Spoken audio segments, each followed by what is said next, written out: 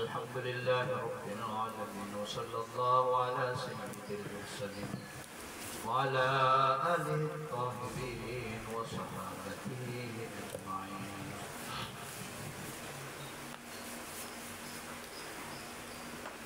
قال المصنف رحمه الله ونفعنا بعلومه وعمله في الدار. Ito yung masala kahapon na pwede kayang itaksis ang Quran na gamit na hadis? No, sa madhab natin pwede. Ariyo, pwede. No. Samantala sa madhab ng Hanafi, natitignan. Merong dalil sa Quran na kasing tunog ng hadis na ipang-taksis doon sa Quran, pwede gamitin yung hadis na yun ipang-taksis sa Quran. Pero bilang suporta. Ariyo, kung wala, ito wala.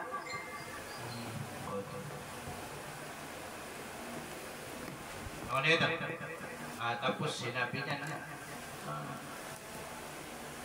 sinabi ng Musannif Rahmatullah Alay, ang mga dalil-dalil natin na yung mga mismong hadis na lahat yan ay dalil. Ang hadis, ang Quran ay parehas na dalil. So merong lumilitaw sa hadis na khusus, meron ding lumilitaw na umum. Ganon din sa Quran, meron ding lumilitaw na khusus, meron ding lumilitaw na umum. So ano ang gagawin kapag dumating yung umum? Pag dumating yung umum mo pa man na Quran o kaya hadis, ano ang gagawin? Natitignan. Kung walang khusus na dumating, na mag-taksis o pa man, iaamal natin yung umum. Pero kung may dumating na mukhasis, ang iaamal natin ay yung mukhasis. Iaamal natin yung khusus. Iaamal natin yung khusus, pero hindi naman niya mauubos yung umum. Hindi yan kailangan sa umum. Maliban kung talagang wala na talaga. Walang dumating maliban kay Zaid. Yung umum na yun na wala talagang dumating. Pero may dumating isa. Kasi Zaid ay naging na khusus. So may dumating wala. Pero ibig sabihin hindi pa rin nawala yung hukom ng umum. Ito na yung hukom mo umum. Dumating. Nawala ba o hindi naman nawala. Nandun pa rin yung hukom ng umum. Kaya lang pinaksis. Naman yun. So yun. Sabi niya dito, wad dalilu ala man farraqa, at ang dalil kontra o kaya laban sa mga pinag-iba nila. Farraqa. Sino yung man farraqa? Si Isa ibn Abba.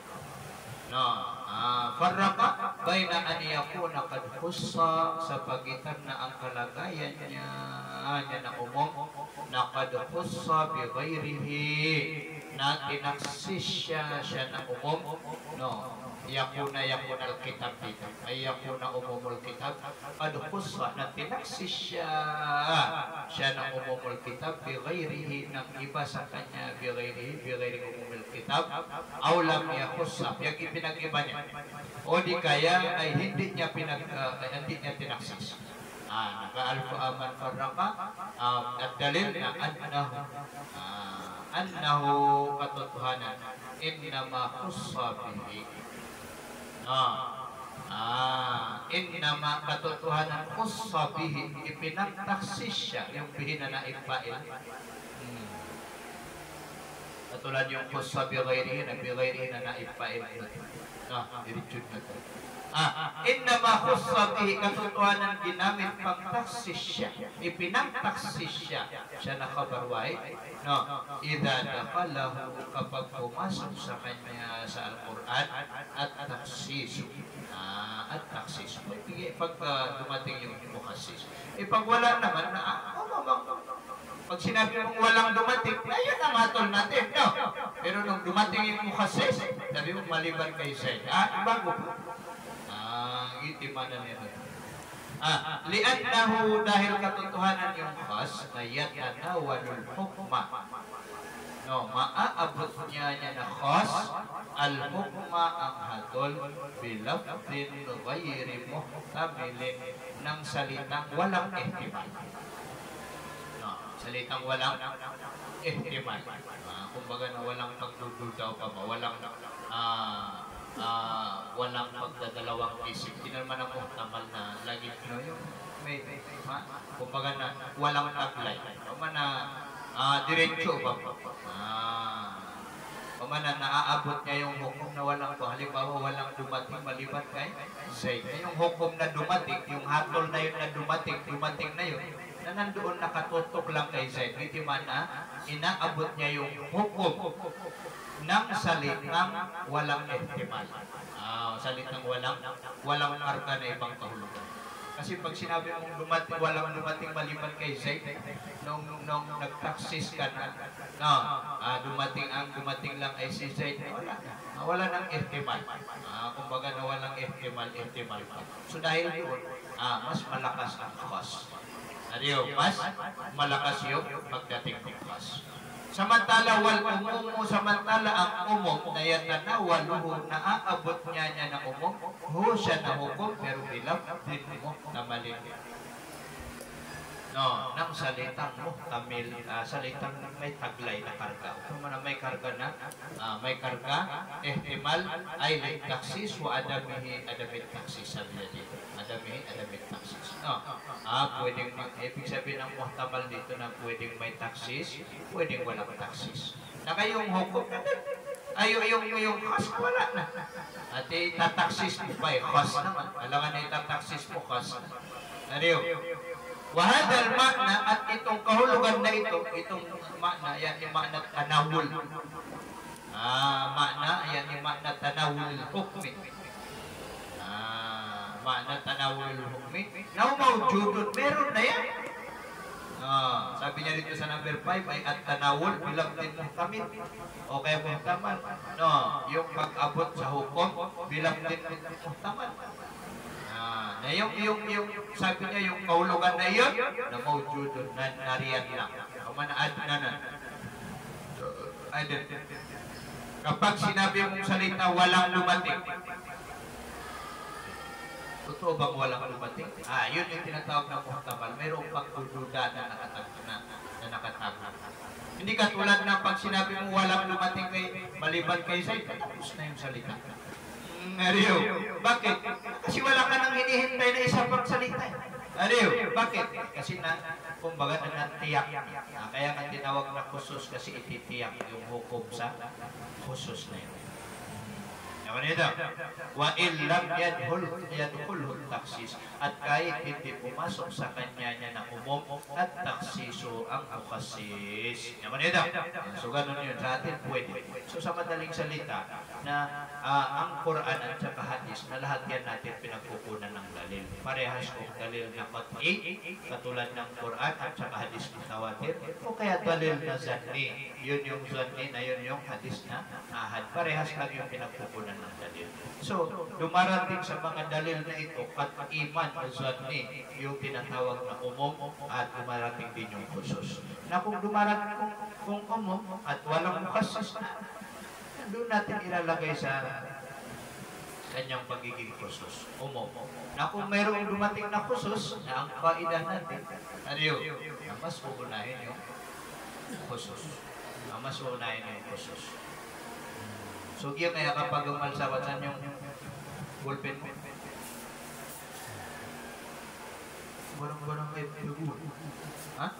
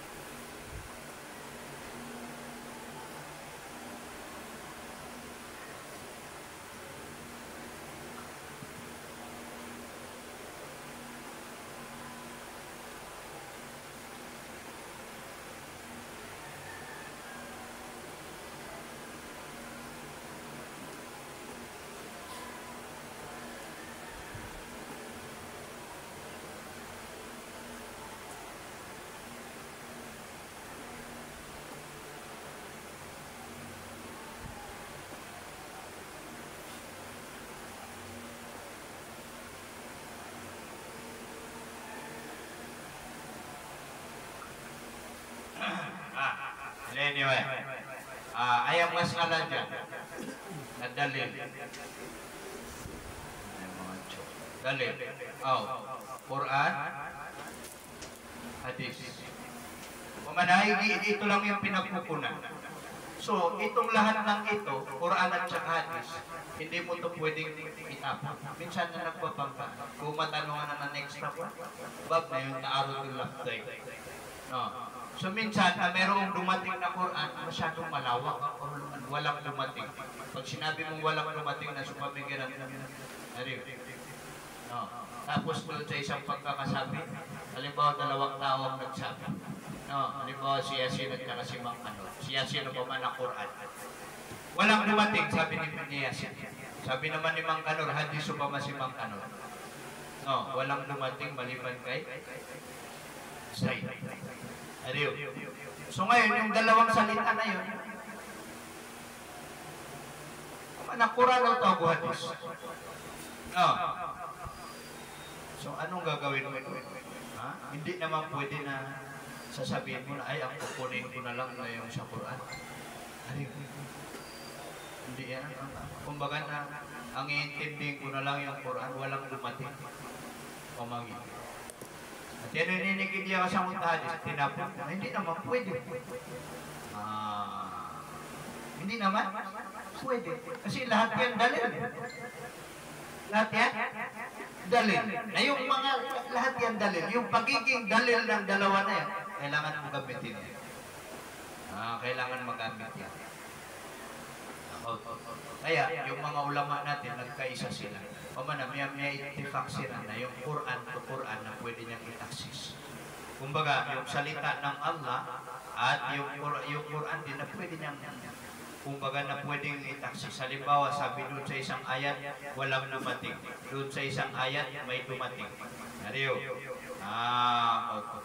Doon sa isang ayat, may dumating. Doon sa isang ayat, walang dumating. Yun ang sinabi niyo po. Na yun ay yung salita na yun na nagbabangga. Hindi ko pa kayo ito.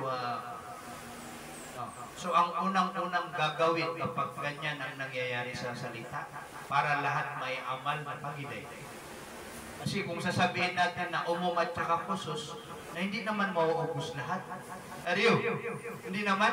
Kumbaga na diba yung pag-taksis na babawasan. Babawasan na naman totally actual man yan. Depende lang kung mauubos yung kaulugan. Pero ang taksis na hindi pwede maubos lahat. No. So, nung yung itataksis na yun, kasi para magamit, kaya maksud sa giyangan na naduwati manadali ang Quran at saka hadis na al-i'mal. No? Al-i'mal. Yung binabasa natin nakaida, i'mal. Kailangan ay pang-amal. Kaya nga dumating yan, gagamitin na. No? I'malul kalam, aula, min i'mali. Yung gamitin natin yung kalam, yung dalil ay mas mainam kaysa sa hindi natin ito gamitin.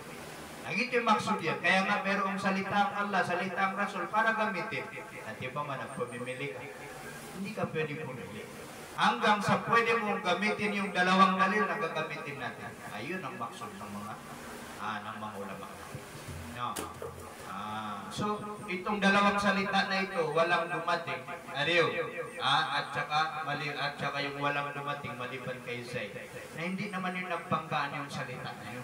Yun nga lang, yung isang salita na masyadong malawak. No, anong halimbawa ng masyadong malawak? Sinabi niya na, halimbawa na, ukulul musyrikin ang kapwa. Patayin ninyo yung mga musyrik. Lahat sila. Ariyo, lahat? Lahat sila. Pamunuan yun lang na kapit. Yan o. Tapos merong mga hadis na dumating sa atin na, no, sino man ang pumatay ng kafir zimmi, ay hahatulan din. Ibig sabihin na basta kafir zimmi na hindi pwede. Bukod doon, na yung anak ng musyrik, merong mga hadis na nagsasaad na mga bata yan, hindi yan pwedeng patay. Kaya nga meron doon sa hadis, doon sa napangadian natin sa Fikhi, kapag silinusok nila yung isang lugar at naglabanan sila, napagilay nila sa mga mama. Pag meron silang medyo nakita-kita na bata, at titingnan kung balik na o hindi balik. Pag balik na, papatayin din na. Pag hindi balik, ayaw ko hukuman yan. Na lahat yung kafir. Lahat yung musyrik ko ba? O bakit hindi yung pinatay? Kasi yun ang tinatawag na taksis. Ibabawas doon sa salitang malawak. Lagi-lagi yung tagyat, pero ang walang dumating maliban kay Zayd.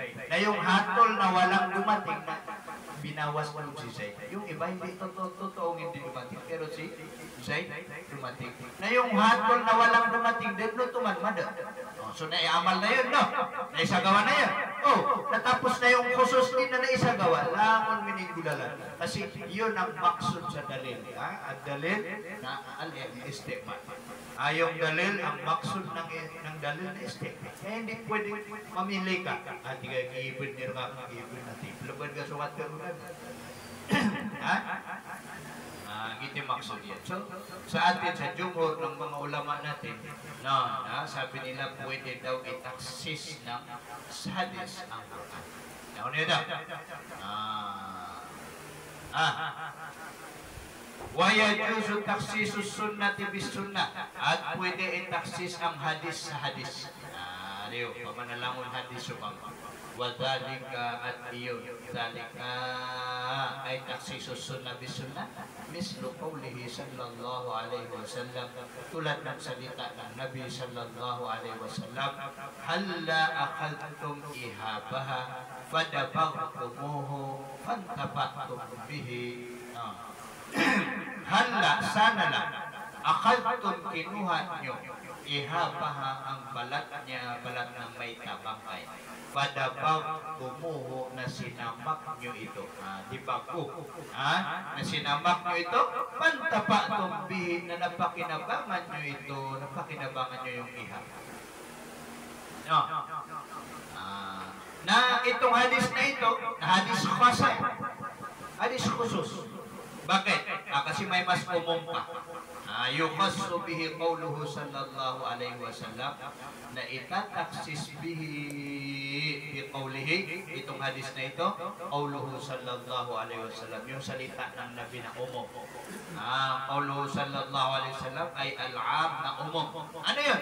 La tantafi'u minal mayyitati bi shay'in. Huwag kayong makinabang mula sa patay bi shay'in na katitingnan. Ariyo, ng katitingnan. So, kung titingnan ninyo itong salita na ito, umum na ito, pero meron itong lapad na ito, itong salita na ito ng muhtamal.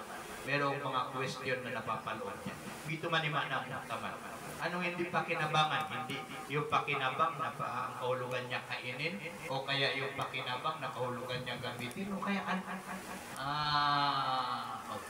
Ariyo. So, dumating ngayon yung taksis.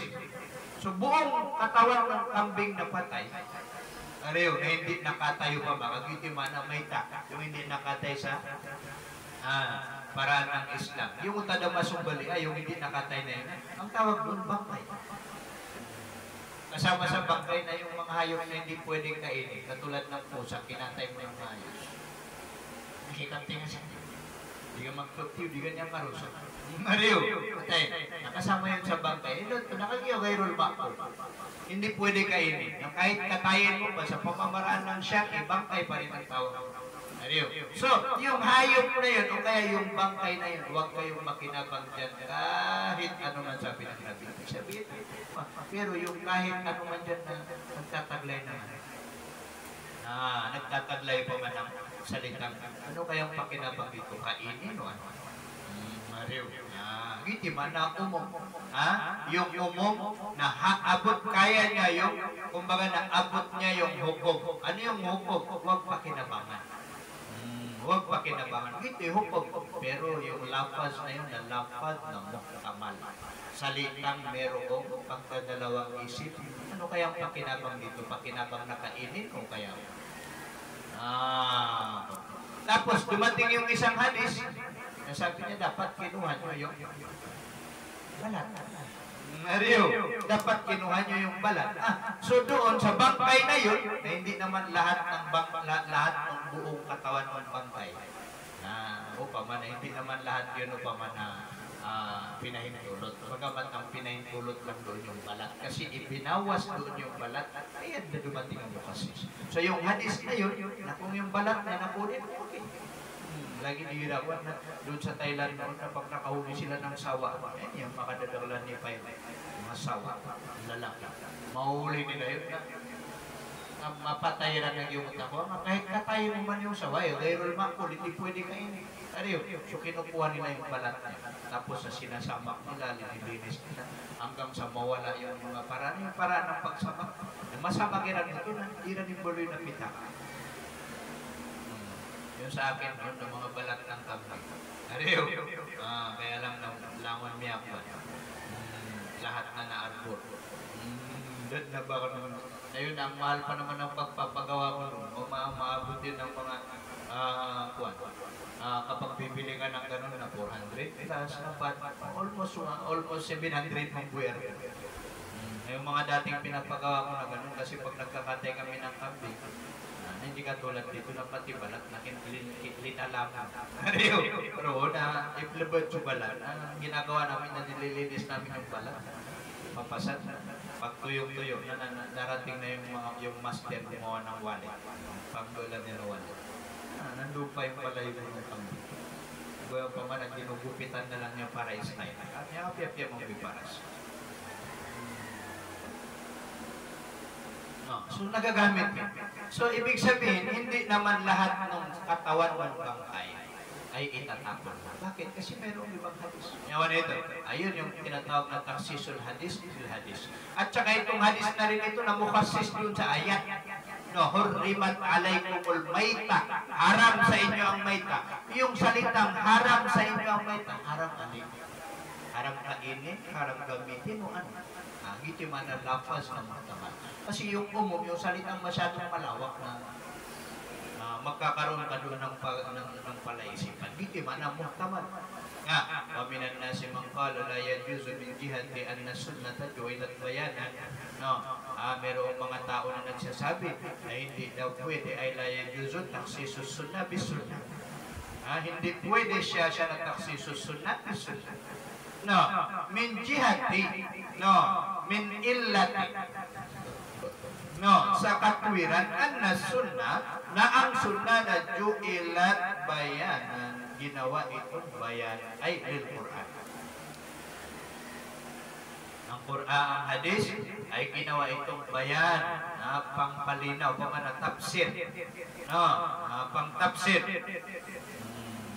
Ginawang bayan, pang-tafsir sa Quran. Fala yajuzu an yaftakirul bayan ila bayan.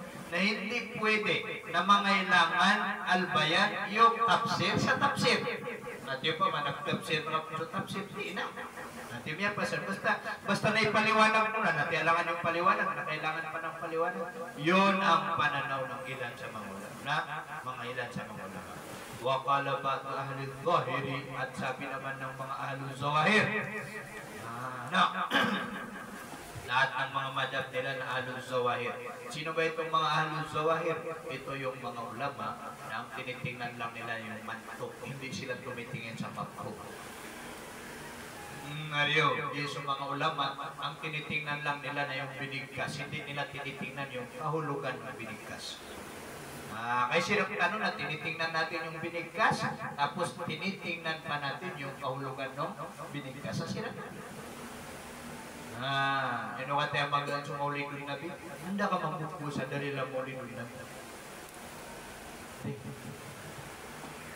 Ang gustong marinig ng mga ito, halimbawa, kain kayo ng manok, na kung wala silang dalil na kumain kayo ng manok, ba sila na-record sa manok, ganon din kung walang pagbabawal, doon sa partsukakan ni Barat sa buya. Walang dumating. Hindi pinagutos, hindi naman pinagbawal. Kaya niran sa buya. Kasi walang binigkas eh. Walang binigkas eh. Pwede kainin yung buhaya. Kaya niran mga gusto buya. Ariyo.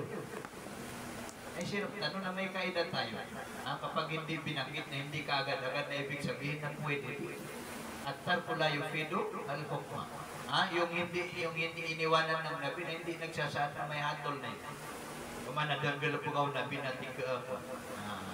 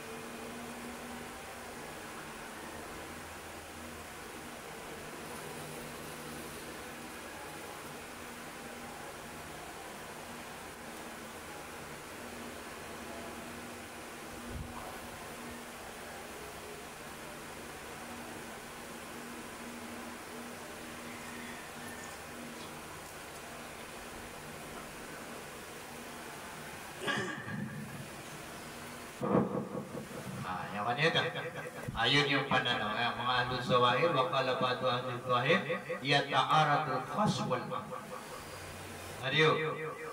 Nagtataarud yung khusus at saka umum. Taarud. Para sa kanila nataarud daw yung umum at saka khusus. Nakaidam pa. Ay paninindigan man po ng mga ahlul zahir na taarud. Na kapag ang taarud ay nangyari, na kailangan na ito ng tinatawag na tarjih. Pag nagbanggaan yung dalawang salita, na kailangan ng tarjih. So ibinilang nila yung salitang khas at saka am sa mga salita na taarud nagbabanggaan. Kasi nagtanong na hindi yun banggaan. Walang banggaan sa dalawa. Ibig sabihin ng banggaan doon na hindi magkatugma yung salita. Hindi magkatugma yung salita. Na kapag yung salita ay hindi magkatugma, sabi niya, kain kayo, tapos salitang huwag kayong kumain, nag-i-pure ang taarud. Bagyo ngayon lang hindi ito taarud. Pero sa pananaw nila, kung kumain ka, huwag kang kumain. Naginan, parang ganyan yung pananaw nila dito sa umum at saka khusus. Nakikisigiran, idha ta'arada, tasaqat. Yung isang dalil, kapag nagtaarod, nagbanggaan yung dalawang salita, nalaglag silang dalawa yan, hindi sila pwede pangdalil. Yung Quran hindi pwede pangdalil, yung hadis ay hindi pwede ipangdalil. Hanggang saan? Hanggang sa merong batayan. Merong ibang dalil na magsasaad na yung usaran nyo na yung ayat, ang gamitin ninyo ay yung hadis. Ganun yun sa kanila. So sa kanila na kailangan ng murajjih. Sabi nila dito, wa qala ba'du ahli dhahir yata'aradul khas wal am. Ta'arud ang khas at saka am. Ibig sabihin yahtaju ila murajjih. Kailangan ng murajjih. Wa huwa qaulul Qadi Abi Bakr al-Ash'ari. At ito rin ay salita ni Qadi Abi Bakr al-Ash'ari. Itong kasalita ng mga ahlul zawahir, na ganito na rin ang pananaw ni Imam al-Qadi Abu Bakr al-Ash'ari rahmatullah alayh. Wad dalilu ala maqulnahu yaji'u insya'allah. At ang dalil sa sinasabi natin ay min jawazi takhsisi sunnah bis sunnah na yaji'u darating insya'allah ta'ala. Darating daw ay fi fasli ta'arudil lafdai. Dito lang sa likod yan. Fi fasli ta'arudil lafdai. Wallahu a'lam.